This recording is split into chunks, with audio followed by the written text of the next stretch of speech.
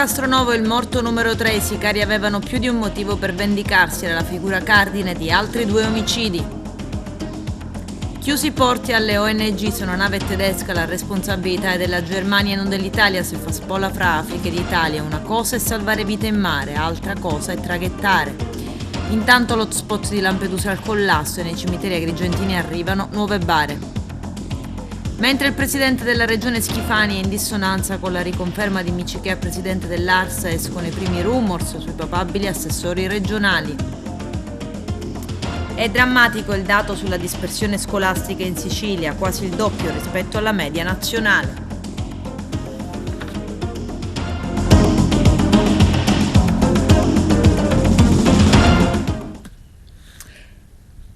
Bentrovati gentili telespettatori al nostro appuntamento con l'informazione. In apertura torniamo a parlare della faida di Palma di Montechiaro. Era tornato in libertà appena 8 mesi fa Angelo Castronovo, 65 anni, bracciante agricolo di Palma di Montechiaro, ucciso lunedì scorso, e la figura cardine di altri 2 omicidi, preda facile per i sicari che lo hanno ucciso e che avevano più di un motivo per vendicarsi. Vediamo. Era tornato in libertà appena 8 mesi fa, quando gli fu revocata la misura cautelare in attesa di giudizio. Angelo Castronovo, 65 anni, bracciante agricolo di Palma di Montechiaro, ucciso lunedì scorso con diversi colpi di arma da fuoco, era a processo insieme ad altre 9 persone davanti ai giudici della Corte d'Assise di Agrigento per la nota faida di Palma di Montechiaro. Un conflitto tra 2 famiglie palmesi sfociato nel sangue. Era l'unico degli imputati a cui veniva contestata la partecipazione ad entrambi i fatti di sangue.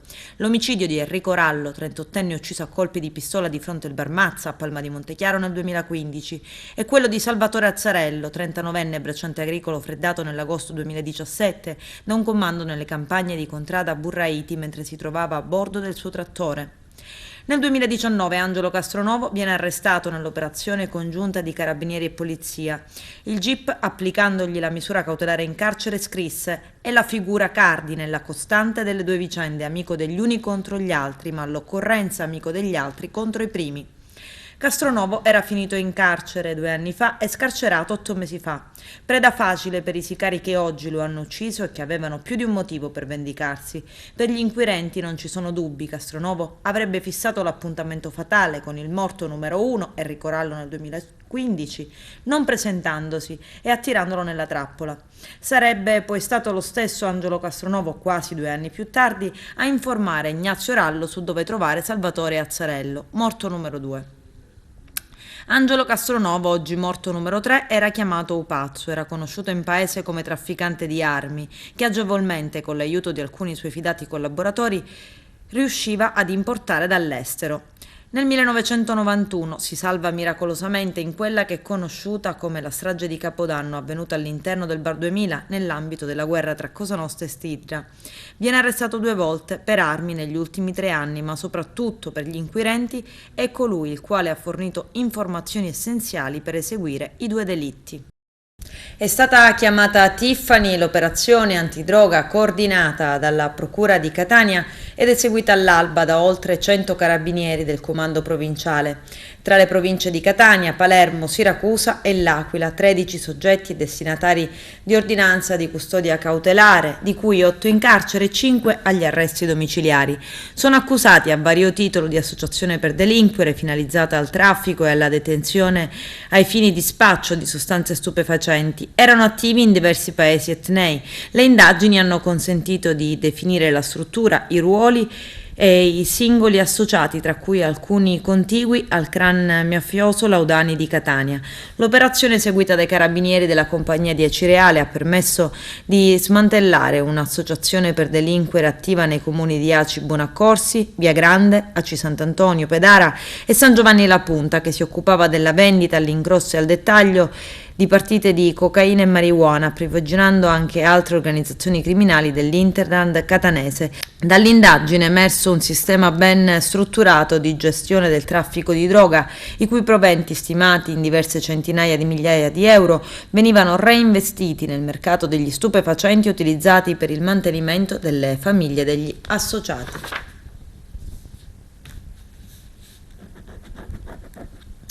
Fra navi ONG e Roma è ancora scontro in 1000 bloccati in mare. In Italia la stagione dei porti chiusi è tornata. Le navi attendono davanti alla Sicilia.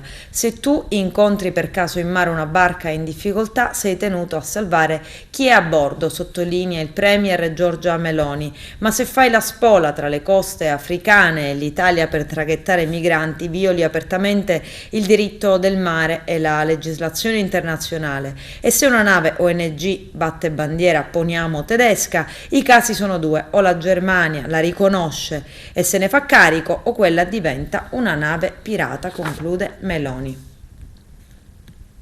E 5 bare di migranti stanno per venire trasferite a Porto Empedocle. Le salme sono quelle di 2 gemelline di 20 giorni morte durante la traversata, forse per ipotermia, e quella di una donna e di un uomo i cui cadaveri erano stati recuperati la scorsa settimana davanti a Lampedusa. All'arrivo sul molo di Porto Empedocle si terrà una cerimonia funebre alla quale sarà presente anche l'imam. 3 delle bare verranno tumulate a Raffadali, una a Favara e un'altra a Ioppolo. Giancaxio, appena ieri il sindaco delle Pelagie, Filippo Mannino, aveva ringraziato e continua a farlo anche oggi i suoi colleghi amministratori per l'ospitalità data nei propri cimiteri per la tumulazione delle bare. All'obitorio di Lampedusa restano ancora 3 bare. Sono 121 i migranti arrivati a Lampedusa con 3 diverse imbarcazioni soccorse dalla Guardia di Finanza e la Capitaneria di Porto. Ieri con 12 approdi erano giunti 385 persone. Fra gli sbarcati anche 15 tunisini che sono stati trovati dai militari della Guardia di Finanza direttamente al molo commerciale, dove sono giunti con una barca in vetroresina di 5 metri. Tra i migranti soccorsi a partire dall'alba c'erano 28 donne e 10 minorenni. Sono originari del Senegal, del Mali, Camerun, Costa d'Avorio, Burkina Faso, Gambia e Guinea. Hanno dichiarato di essere salpati da Sfax e da Sidi Mansour.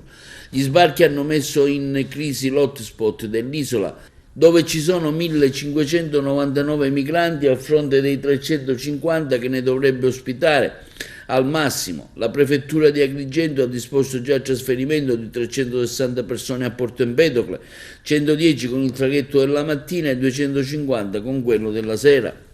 E intanto risale ormai a 8 giorni fa la direttiva del ministro dell'Interno Matteo Piantedosi, che intimava alle navi umanitarie di tenersi alla larga dalle acque italiane.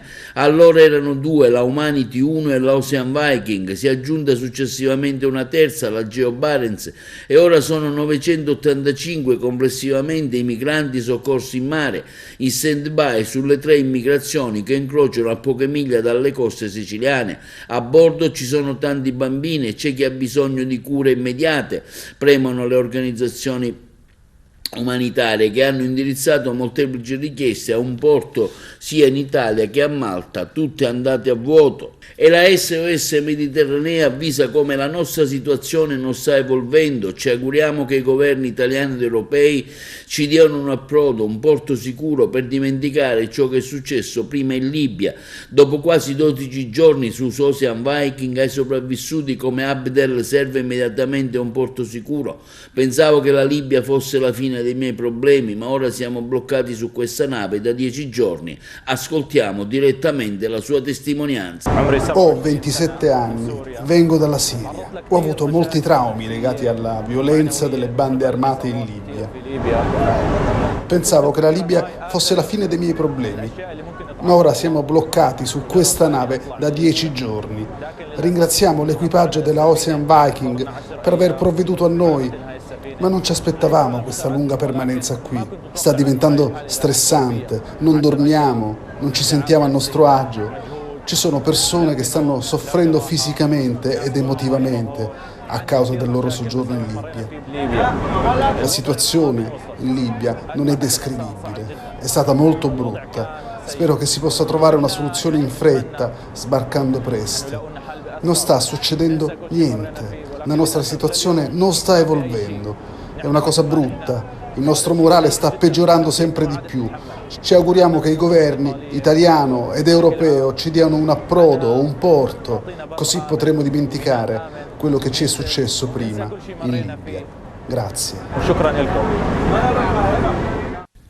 Ad oltre un mese dalle elezioni nazionali e regionali in Sicilia ancora non c'è una giunta regionale. Il nome del presidente dell'ARS è ancora indefinito. Gianfranco Miccichè, che gradirebbe molto la riconferma, pare che non sia gradito al governatore Renato Schifani, eppure la presidenza dell'ARS lui la vorrebbe quasi d'ufficio, sente di essersela meritata sul campo, 2 volte eletto al voto del 25 settembre al Senato e alla Regione, ma c'è una tradizione che esclude che le 2 massime cariche regionali vadano allo stesso partito e l'azzurro Schifani, già presidente della Regione, lo ha anticipato. E per quanto riguarda il toto assessori, i nomi dei papabili agrigentini in giunta regionale sono Savarino, Di Mauro e La Rocca Ruvolo. Il nostro direttore Arturo Cantella.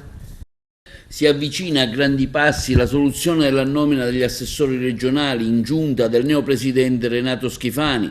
Al partito della Meloni, Fratelli d'Italia, dovrebbero andare 4 posti. Questi sono gli accordi fatti dal coordinatore regionale Giampiero Cannella, come esplicitamente richiesto, a patto e condizioni che 2 figure assessoriali siano donne.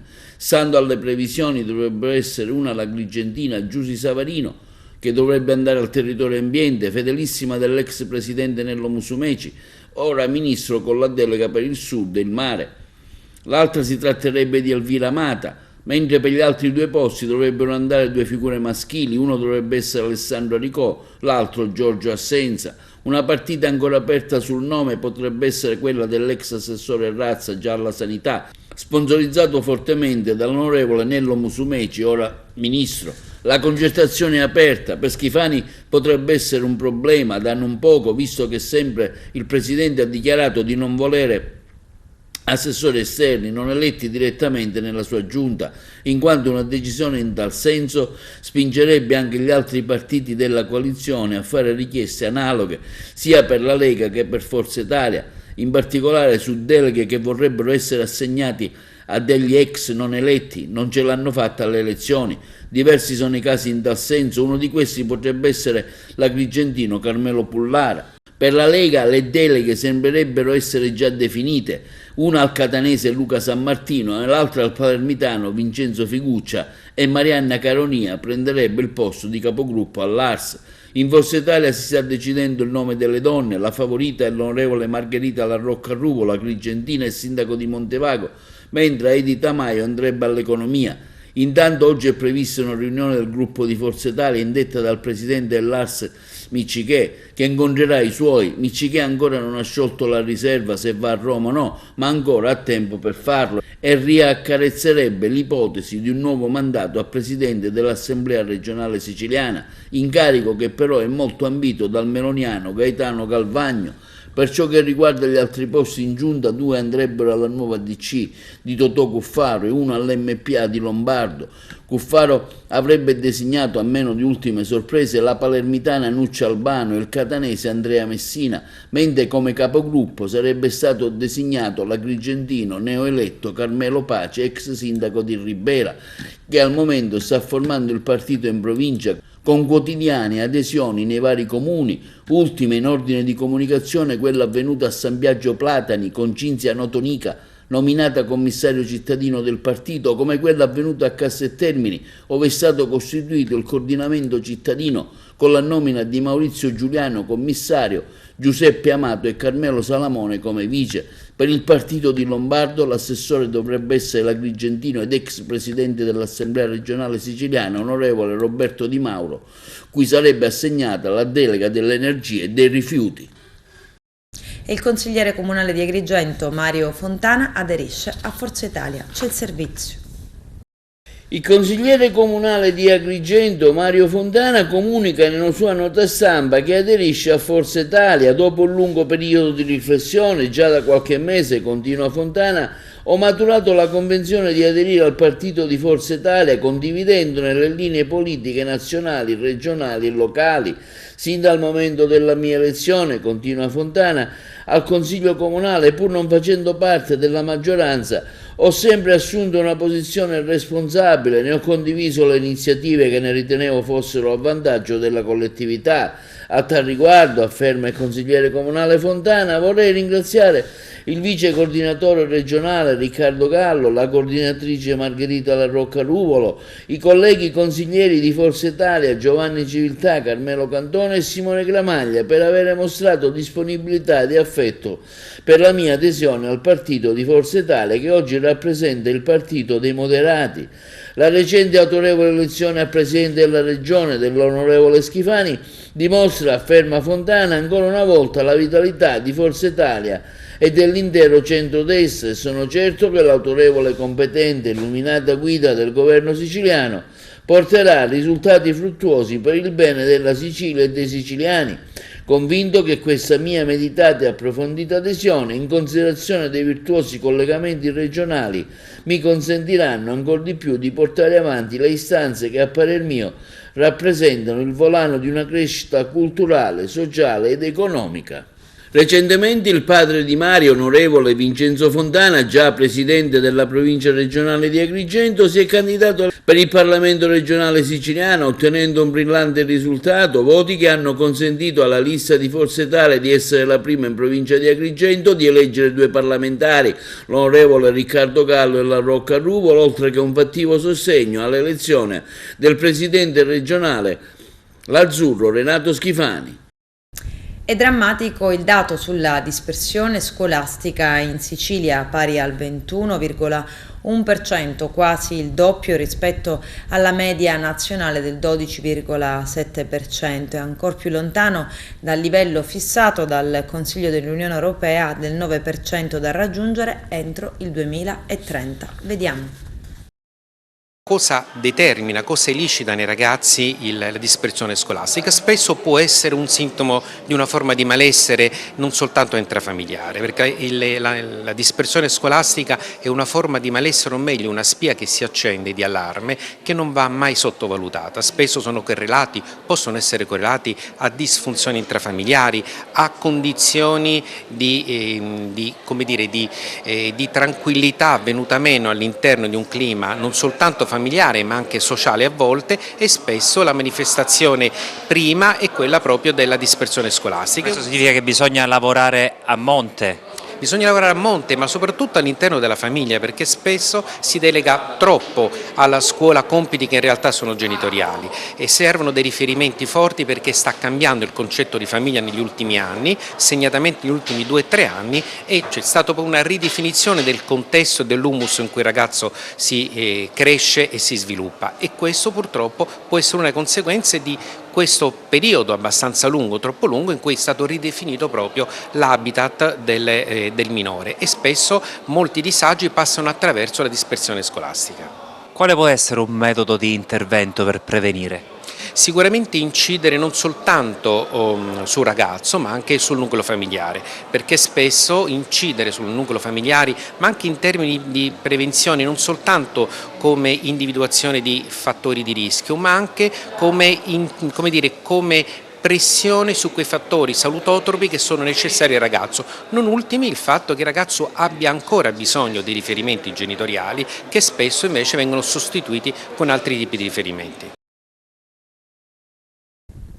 Ladri in azione in contrada Rinazzi a Canicattì, ignoti forzando un infisso, sono riusciti ad entrare in un appartamento al momento disabitato perché il proprietario si trova in carcere. L'uomo, un 45enne del posto, è stato infatti arrestato pochi giorni fa per una vicenda di maltrattamenti e stalking. I malviventi, forse sapendo della sua assenza, hanno agito indisturbati. Una volta entrati in casa hanno distrutto i sanitari, alcuni specchi e lampadari, poi hanno rubato 7 persiane in alluminio, alcuni infissi, una lavatrice e il frigorifero. A fare la scoperta è stata la sorella del detenuto. La donna ha sporto denuncia al commissariato di Canicattì, ha aperto un fascicolo per furto e danneggiamento. Ancora un raid vandalico negli uliveti della provincia di Agrigento. Ignoti, utilizzando una motosega, hanno tagliato ben 30 alberi all'interno di un fondo agricolo in contrada Valloni, in territorio di Calamonici. Il terreno è di proprietà di un 30enne impiegato, è stato quest'ultimo a fare la scoperta una volta giunto sul posto. Gli alberi erano in piena produzione, ancora in corso di quantificazione il danno. All'uomo non è rimasto altro che recarsi dai carabinieri della locale stazione per presentare denuncia. Al via le indagini coordinate dalla procura di Sciacca per risalire ai responsabili di quello che sembra essere un avvertimento. Tentata rapina a mano armata a Licata, 2 malviventi a bordo di uno scooter con il volto travisato da 2 caschi integrali e armati di pistola hanno intimato al dipendente del distributore di carburanti Ene di Via Palma di consegnargli i soldi dell'incasso. La prontezza dell'uomo ha scongiurato il peggio. Il benzinaio infatti si è messo a correre in cerca di rifugio nell'ufficio della stazione di servizio. I rapinatori disorientati si sono dileguati sul posto, i poliziotti del locale commissariato che hanno avviato le indagini. Auto sotto sequestro se si gettano rifiuti in strada. Santa Croce Camerina, comune del Ragusano, è l'ultimo dei comuni siciliani ad aver adottato questo provvedimento estremo contro gli sporcaccioni. Vediamo. Rifiuti indifferentemente abbandonati sul ciglio delle strade, ammassi di scarti anche voluminosi ed impattanti, hanno costretto il primo cittadino di Santa Croce Camerina nel Ragusano ad essere intransigente con chi trasgredisce le regole. Auto sequestrata dunque a chi getta spazzature in strada e non paga poi la multa. La sanzione è stata decisa dal comune per tentare di arginare il triste fenomeno delle cosiddette microdiscariche abusive. Una iniziativa lodevole, direbbero gli ambientalisti e coloro anche chi abbia un minimo di senso civico, destinata certamente a spargersi a macchia d'olio in altri comuni della Sicilia, che di spazzatura purtroppo lasciata agli angoli delle strade ne conta fin troppa. Non è sicuramente il primo sindaco a muoversi con misure urgenti ed importanti, sequestro cautelativo dell'auto e dei mezzi per chi abbandona i rifiuti per strada era già una decisione intrapresa infatti dal sindaco di Marsala Massimo Grillo. Sull'abbandono dei rifiuti avevo promesso tolleranza zero, così è stato. Dopo la mia ordinanza sono stati eseguiti ben 8 sequestri, continueremo ancora a farlo. I cittadini proprietari di queste auto potranno aver restituito l'auto solo dopo aver versato una sanzione di circa 400 euro. È chiaro che confidiamo tanto nella vostra collaborazione perché attraverso le vostre segnalazioni, indicazioni e le immagini delle telecamere, ne abbiamo piazzate ben 60 e ancora tante altre ne sono in arrivo, io credo che raggiungeremo risultati ancora più significativi per assicurare un miglior decoro nella nostra città. Un sequestro in senso stretto non è possibile attuarlo in assenza di un'apposita legge nazionale, tuttavia aggiungeva il sindaco Grillo, dopo essermi confrontato con il comandante Menfi e con gli uffici, ho deciso di mettere in cantiere una modalità che consenta di essere più incisivi per giungere ad un risultato simile.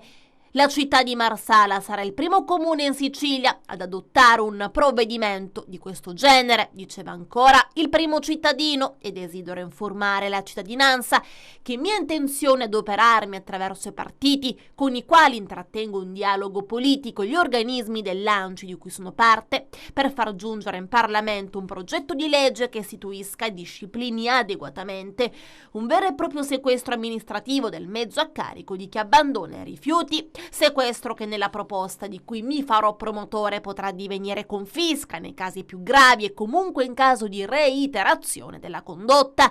Nell'auspicio di un inasprimento legislativo delle sanzioni ci adopereremo affinché il prossimo Parlamento approvi finalmente una norma che contrasti seriamente questo fenomeno. Episodi di inciviltà però si registravano qualche mese addietro anche nel comune di Capaci, nel Palermitano. Il primo cittadino Pietro Puccio commentava così con amarezza: il buongiorno si vede dal mattino grazie alla presenza costante e continua dei nostri vigili e dei nostri operatori ecologici. 2 inqualificabili cittadini sono stati scoperti ad abbandonare fuori luogo e fuori orario i rifiuti. Nelle foto che il sindaco pubblicava in un post sulla sua pagina Facebook, sacchi di rifiuti rovesciati con alimenti sparsi lungo il marciapiede, l'intervento degli operatori ecologici. Un cittadino residente a Capaci, puntualizzava Puccio, si vedrà recapitare una bella multa di 150 euro, l'altro invece non residente nel comune riceverà un'ammenda di 600 euro. La lotta contro gli abbandoni nel nostro territorio non si ferma, anzi va avanti come più di prima, concludeva il primo cittadino. E poi ancora passiamo ad Alcamo, siamo a marzo 2022, il comune si dotava di un alleato in più per combattere gli incivili. Sono infatti entrate in funzione le nuove telecamere mobili, i killer estremamente moderne, in grado di garantire immagini nitide anche a distanza per permettere l'identificazione di chi scarica spazzatura in modo incontrollato, specie nelle zone più periferiche della città. Sono in tutto 3 i nuovi occhi elettronici acquistati, che ad oggi monitorano a campione le zone più a rischio. Sono in funzione nuove telecamere di ultimissima generazione, affermava il sindaco Domenico Surdi, acquistate per scovare più facilmente chi si ostina ad abbandonare rifiuti per le nostre strade. Si tratta peraltro di un prototipo realizzato da una ditta alcamese che consentirà di potenziare questa importante attività di controllo svolta dai nostri vigili urbani. Continuiamo a combattere contro l'inciviltà di pochi per tutelare l'ambiente e così anche il decoro urbano della nostra città. Assemblea a Palermo, oggi del personale dell'AMG Energia che si occupa degli impianti di illuminazione pubblica in tutta la città. Insieme ai sindacati i lavoratori hanno chiesto un incontro con l'amministrazione comunale per avere maggiori rassicurazioni, nonostante il comune di Palermo e socio di maggioranza ha scelto di tagliare gli investimenti. Vediamo. Oggi siamo a Piazza Pretoria per svolgere un'assemblea con tutti i lavoratori da AMG Energia insieme a tutte le altre organizzazioni sindacali per rivendicare e chiedere all'amministrazione comunale di Palermo la salvaguardia occupazionale e il rilancio dell'azienda AMG Energia, non soltanto sul settore del gas ma anche per quello che riguarda i servizi energetici da fornire alla città. Su questo versante purtroppo verifichiamo che la lontananza da parte dell'amministrazione comunale, le scelte che sembrano che si profilino all'orizzonte vanno esattamente all'opposto di quello che significa sviluppo industriale di un'azienda che con il PNR ha la grande opportunità di fornire alla città di Palermo servizi efficienti e un risparmio energetico e di bolletta elettrica enorme. Maurizio Terrani, segretario regionale Sicilia, Ultec Sicilia Palermo. Siamo qui oggi a manifestare unitariamente con le sigle di AMG Energia per chiedere conferma, chiarezza su quello che dovrà essere la gestione dell'illuminazione pubblica a Palermo, contratto scaduto e dove c'è stato un rinnovo di un ulteriore anno, ma dove in questo momento non si vedono sviluppi futuri, per cui siamo qui per chiedere un incontro all'amministrazione comunale per far sì che questo servizio possa rimanere in capo di AMG Energia e poter ovviamente affrontare quello che sarà l'ammodernamento di queste infrastrutture che negli anni sono state poco attenzionate, e tanto lavoro c'è da fare e tanto possono e devono fare i lavoratori di AMG Energia. Sono Andrea Perrone, segretario generale della FENCA-CISL Palermo Trapani. Oggi siamo qua davanti al Palazzo delle Aquile, abbiamo indetto un'assemblea sit-in con i lavoratori di AMG Energia perché c'è un tentativo da parte dell'azienda di non divulgare informazioni e comunque di tenere dei tavoli per come prevede il contratto sulla situazione in essere. Sappiamo che il Comune ha fatto dei incontri con l'azienda, con i dirigenti dell'azienda, però di tutto questo noi l'apprendiamo solamente stamattina su una nota del Comune dove dice che hanno rinnovato il contratto di servizio per un altro anno. Questa situazione va avanti ormai da anni, già c'era nella precedente amministrazione, la ritroviamo nella nuova amministrazione, non intendiamo attendere un anno senza fare nulla. Noi siamo qua per chiedere all'amministrazione comunale di coinvolgerci nei tavoli di trattativa, visto che l'azienda non lo ritiene opportuno, per valutare il rilancio dell'AMG Energia. Ci sono dei lavoratori che vogliono sapere oggi, non domani, quello che sarà il loro futuro. Sono lavoratori che fanno questo lavoro ma possono fare lavoro all'interno di AMG Energia Distribuzione, quindi non capiamo il perché il protrarsi di una decisione che da anni non si riesce a prendere. Noi vogliamo sicurezza e di continuità lavorativa per i lavoratori e che il servizio pubblico abbia la sua strada per poter dare un servizio che al cittadino non può mancare. Calogero Guzzetta, segretario generale Filctem CGIL Palermo. Allora, noi oggi siamo qua perché riteniamo che il patto di fiducia tra lavoratori e amministratori della città debba passare attraverso il coinvolgimento dei loro rappresentanti. Abbiamo inviato all'amministrazione, nella fattispecie al sindaco e all'assessore Carta, che ha la delega ai rapporti funzionali con AMG Energia, ben 2 lettere con una richiesta di incontro, stante il fatto che il contratto di servizio era in scadenza, e abbiamo manifestato le preoccupazioni che i lavoratori avevano sul loro futuro. A queste 2 richieste di incontro non è neanche stata data risposta. Poi da notizie di stampa abbiamo appreso che l'amministrazione in qualche modo sta cercando delle soluzioni, sta proponendo delle soluzioni per l'azienda, ma noi desidereremmo poter non solo interloquire ed essere informati direttamente, ma anche avere la possibilità di dire la nostra, perché siamo portatori di istanze, di esigenze e di problemi e di preoccupazioni soprattutto che i lavoratori vivono quotidianamente. Per cui riteniamo indispensabile che ci sia un rapporto di fiducia reciproca, di coinvolgimento sulle decisioni importanti che devono essere prese e che riguardano in questo caso un'azienda che svolge servizi essenziali per i cittadini palermitani. Adesso c'è la pubblicità, a tra poco vi aspetto. A Messina maxi rissa in pieno centro Daspo Urbano per 5 violenti e pericolosi. C'è il servizio. 5 soggetti sono stati raggiunti da Daspo Urbano, provvedimento di divieto d'accesso alle aree urbane emesso dal questore di Messina a seguito di attività istruttoria svolta dalla divisione anticrimine della locale questura. I destinatari sono tutti messinesi, con un'età compresa tra i 21 e i 64 anni, alcuni gravati da precedenti di polizia. Tutti sono stati riconosciuti quali protagonisti di una violenta rissa verificatasi in centro città lungo la via Cesare Battisti, nei pressi di alcuni esercizi commerciali, nel pomeriggio del 27 giugno scorso. La minuziosa ricostruzione di quanto accaduto, effettuata dai poliziotti delle volanti intervenuti nell'immediatezza dei fatti, ha permesso di individuare l'identità dei singoli autori e le rispettive responsabilità. Il riscontro effettuato dagli agenti delle volanti attraverso la visione delle immagini registrate dai sistemi di videosorveglianza presenti in zona ha evidenziato la pericolosità sociale e l'assoluta noncuranza con la quale 5 soggetti hanno agito, mettendo a repentaglio la pubblica sicurezza e l'incolumità dei passanti. Non avrebbero infatti esitato a colpirsi reciprocamente e a lanciare oggetti contundenti quali una cassetta in legno e persino un contenitore dei rifiuti. Evidenti le tracce ematiche lasciate in strada, dove a poca distanza dai luoghi interessati dalla rissa i poliziotti hanno rinvenuto e sequestrato una pistola a salve con canna otturata e priva di tappo rosso, verosimilmente utilizzata durante la rissa.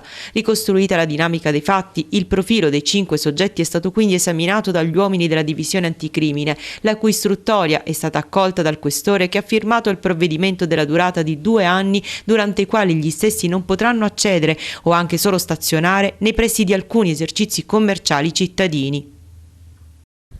Con questo è tutto, termina qui l'edizione del telegiornale. Grazie per la gentile attenzione e per essere stati con noi. A presto.